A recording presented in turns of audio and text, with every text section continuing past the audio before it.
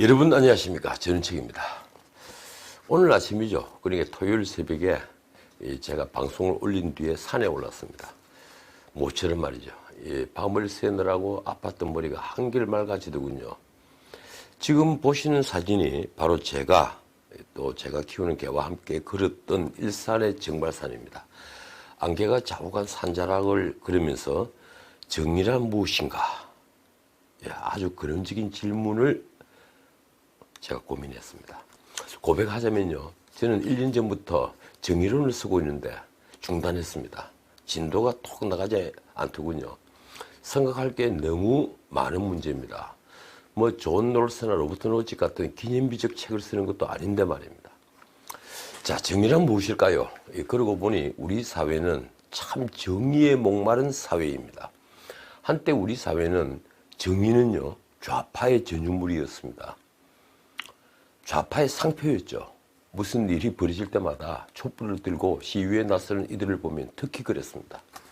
늘 정의는 강물처럼 흘러가야 된다고 말들을 했죠. 몇 년 전에는 마이클 샌데리슨 정의란 무엇인가라는 책이 엄청난 베스트셀러가 되었습니다. 그만큼 우리 사회는 정의에 목마른 사회였는데 왜 아직도 그럴까요?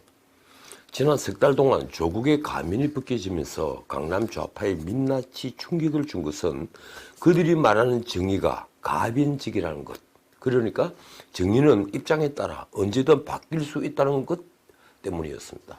조로남불이라는 말은 그래서 나왔습니다. 조국이 말한 검찰개혁도 마찬가지입니다. 이른바 국정농단 사건을 수사할 때엔 무소불위의 특별검사에게, 그리고 퇴임한 지 며칠 지나지 않은 박 전 대통령을 구속하던 검찰에게 이 나라 좌파들 모두는 박수를 쳤습니다. 많은 시민들도 덩달아 박수를 쳤죠.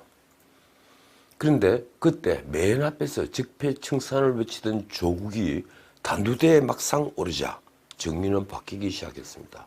검찰은요, 이제 피의자의 인권을 철저히 무시하고 짓밟는 반민주적 권력기관이 되어 있습니다. 그래서 검찰의 권력을 깡그리 빼앗아서 경찰에 주지 않으면 이 나라는 영원히 폐악무도한 검찰의 나라가 된다고 합니다. 조국은 이제 맨 앞에서 악독한 검찰의 희생양이 되어서 처절하게 싸우고 있는 중입니다. 누군가는 그를 두고요, 120년 전 드리피스 사건 때 나는 고발한다라는 글을 썼던 에밀 졸라에 비교했더군요. 참 기가 막히죠. 이게 이 나라 지식인들의 수준입니다. 가면을 쓴 지식인들, 몸 파는 창녀보다 못한 정신을 파는 매춘부와 다르지 않다고 저는 생각합니다. 그렇습니다. 우리 사회의 정의는 아직도 편의적으로 해석되는 게 아닌가 합니다. 정의는 강자의 이익이다. 이 말은요, 플라톤이 쓴 국가에 나오는 말입니다. 소피스트인 트라시마코스가 한 말이죠. 트라시마코스의 대화 상대방인 소크라테스는 사실 글이라고는 한 줄도 쓰지 않았으니까 플라톤이 아니었으면 이 말은 아마도 잊혀졌을지 모릅니다. 그런데 말입니다. 정의가 강자의 이익이라면 언제든 바뀔 수 있는 가변적인 것이 됩니다. 그런데 이 말의 뿌리를 제대로 보지 않은 분들은 오늘날에는 더더욱 정의가 강자의 이익으로 작동되고 있고, 그래서 통치자가 만든 법과 더 나아가서 통치자의 생각에 찬성하고 복종하는 것이 정의라고 할지도 모르겠습니다. 일반 의지, 이제 제너럴 윌이라고 그러죠. 일반 의지로 전체주의 사상의 바탕을 제공했던 장 자크 루소 역시 트라시마코스의 일정 부분 동의합니다. 그 역시 인간 불평등 기원론이라는 책을 보면요, 법이란 것을 강자를 보호하기 위한 도구로 보았으니까 말입니다. 그런데요, 이 나라 좌파는, 정확히는 진보라는 허울을 덮어쓴 좌파는 왜 정의는 강물처럼 흐른다고 말하면서도 한편으로는 그런 불변의 진리인 정의를 두고 트라시마코스처럼 가변적으로 바뀌는 것으로 해석하는 것일까요? 간단한 질문입니다. 왜 정유라에게는 엄청난 비난을 쏟아냈던 일들이 조국의 딸 조민에게는 별것 아니며 이해하거나 용서할 수 있는 일이 되는 것일까요? 왜 정유라에게 학점을 준 교수들은 항암 치료를 받는 중에도 끌려나가서 구속이 되어 폐가망신하고 조민에게 병량 논문 일제자를 만들어준 교수나 자기 개인 돈으로 사비로 장학금을 준 교수는 왜 멀쩡할까요? 왜 이 나라 좌파들은 그들에게는 조금도 분노하지 않고 있는 것일까요? 숙명여고 상둥이 사건 다 아실 겁니다. 이 학교 2학년이던 상둥이 성적이 교무부장으로 있던 아버지가 시험지를 유출한 때문에 성적이 급상승했다. 이런 의혹이 언론에 보도됐죠. 그러자 경찰이 수사에 착수해서 아버지는 구속됐고 자퇴를 신청했던 상둥이에게 학교는 폐학 처분을 내렸습니다. 그런데 그 뒤 보도된 걸 보면요. 상둥이의 부정행위는 명백한 증거가 아직은 없다고 합니다. 기껏 틀린 답도 같았다. 이 정황 증거뿐이라고 하는군요.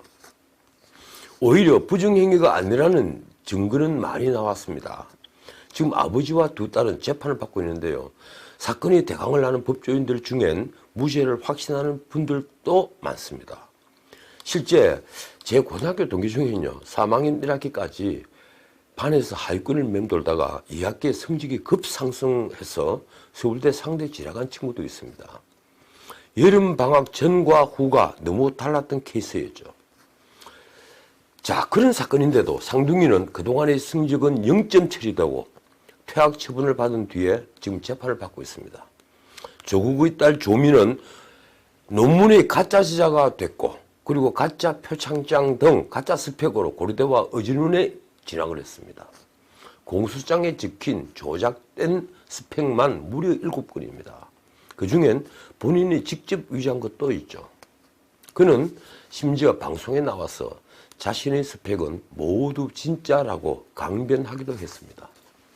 그런데 조민은 아직도 여전히 고려대 졸업생이고 그걸 바탕으로 부산대 의진원에 입학을 해서 재학생으로 의사의 길을 걷고 있는 중입니다. 두 대학 모두 입학 취소는 검토 중이라는데 아마 법원 판결이 나오면 달라질지는 모르겠습니다. 오늘 조선일보는요. 숙명여고 상둥이와 조국의 딸 조민을 비교하는 기사에 이중잣대라는 제목을 붙였더군요. 말하자면 이곳의 정의는 저곳의 불의가 되는 것이죠. 자, 브레즈 파스칼의 말을 제가 다시 들려드리겠습니다. 피레네 산맥 이쪽의 정의가 저쪽에는 불의가 된다. 그러니까 아직도 우리는 파스칼이 살던 봉건 시대에 살고 있는 셈입니다. 자, 조국에 대한 특혜는 계속됩니다. 그가 처인 정경심처럼 검찰청 지하 주차장을 통해서 검사실로 갔고 그가 했던 말, 수사에 성실히 협조하겠다는 말과는 달리 철저히 진술 거부권을 행사한 건 다들 아실 겁니다. 그는 검찰청에 조사받은 그 이튿날에도 서울구치소에 있는 정경심을 면회를 했더군요. 신문 보도를 보니 정경심이 구속된 이후에 7차례나 면회를 갔습니다. 솔직히 좀 놀랐습니다. 처음 면회 간 것은 보도를 보고 알았는데 그때만 하더라도 전직 법무부 장관 예우 차원이 아니겠느냐 이렇게 보았습니다. 사실 공범 관계가 확인된다면 증거인멸을 막기 위해서 검찰은 당연히 접촉을 금지할 것이어서 아마도 조국의 정경심을 더는 면회할 수 없었을 거라고 다들 알고 있었습니다. 법조인이라면 말입니다. 검찰은 지금까지 공범관계에 있는 이들은 접견 금지를 해왔고 함께 수감된 경우에는 철저히 분리수감해서 입을 맞출 수 없게 해왔으니까 말입니다. 그런데 그게 아니더군요. 조국은 그동안 사흘에 한 번꼴로 정경심을 면회했던 겁니다. 오늘 조선일보는 1면과 6면에서 이 사실을 상세히 보도하고 있는데요. 신문기사에 난 말이 이렇습니다. 일반인이었다면 상상할 수 없는 일이다. 그렇습니다. 일반인이면 상상할 수 없는 일이 조국 가족에게 빈번히 일어난다면요. 조국은 분명히 특혜를 받고 있는 것이죠. 검찰은 해명해야 합니다. 그렇지 않아도 정경심은 공소장에 적힌 모든 공소 사실을 부인하고 있는 중이죠. 그렇습니다. 보통 사람들의 정의와 조국의 정의는 달라도 너무 다른 겁니다. 그런데 오늘 민주당은 또 조국을 옹호하느라고 정신이 없었더군요. 조국이 검찰에서 진술을 거부한 걸 두고 원내대표를 지낸 분이죠. 우은식 의원은 피의자의 권한이라고 옹호를 했습니다. 라디오 방송에서 말이죠. 그는 본인도 잘 모르겠다는 것이다 하면서 이른바 쉴드까지 쳤습니다. 서른 의원도 마찬가지입니다. 그는 방송에서 조국 얼굴은 온 국민이 다 아는데 포토라인에 서고 안 서고가 무슨 중요한 문제냐고 말했더군요. 자, 그렇다면 묻고 싶군요. 왜 김기춘 비서실장은, 왜 조윤선 문화부 장관은 포토라인에 섰던 겁니까? 아니, 박근혜 전 대통령은 혹 얼굴을 모르는 국민이 있을까 봐서 포토라인에 세운 겁니까? 참 기가 막히는 발언들입니다. 역시 그들에게 정의는 언제든 바뀔 수 있는 것이라는 생각을 합니다. 자, 그건 그렇고요. 지소미아 문제는 어떻게 정리될까요? 22일 자정이 시한이니까 이제 딱 6일 남았습니다. 제가 초조해집니다. 어제 제가 이 방송에서 문재인 대통령이 미국 마크 에스퍼 국방장관과 마크 밀리 합참의장 그리고 로버트 에이브럼스 주한 미군 사령관 앞에서 지소미아 파기 재고는 없다. 그러니까 일본이 수출 규제 철회하지 않으면 파기 재고는 없다고 했던 말을 돌직구라고 표현하면서 이게 통할까라고 했는데 오늘 조선일보는 일면 헤드라인으로 미국 면전에서 지소미아 거부라고 간결하게 표현했습니다. 정말이지 문재인 대통령은 늘 옳은가요? 그는 늘 정의의 편인가요? 국민들은 안보도 경제도 다 무너져 내리는 것 같아 정말 조마조마한 심정으로 이 가을을 보내고 있습니다. 자, 오늘은 여기까지입니다. 내일은 좀 즐거운 얘기로 여러분들을 찾아뵐까 합니다. 지금까지 전은책이었습니다.